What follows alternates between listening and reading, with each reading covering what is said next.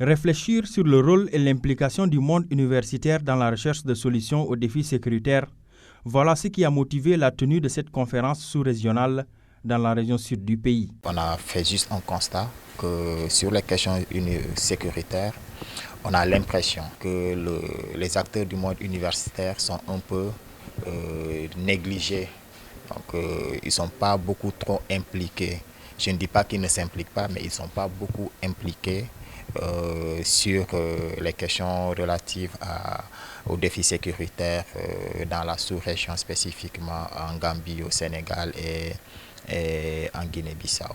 C'est une thématique qu'on ne peut pas laisser à des chercheurs extérieurs.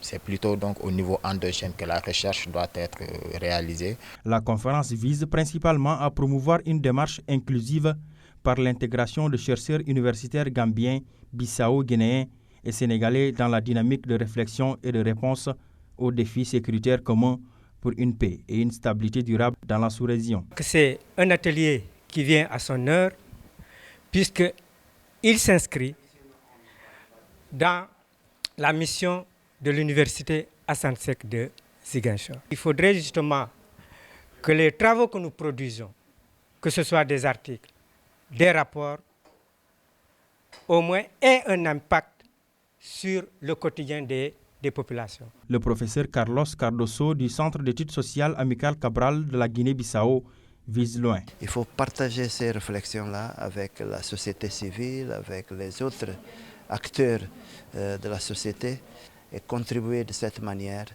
à l'approfondissement, disons, de la recherche de solutions pour les problèmes sécuritaires que nous interpellent, nous tous. Les recommandations issues de cette coopération entre universités visent à moyen terme à impliquer les étudiants à travers la mise en place de certifications sur les problématiques sécuritaires dans la sous-région.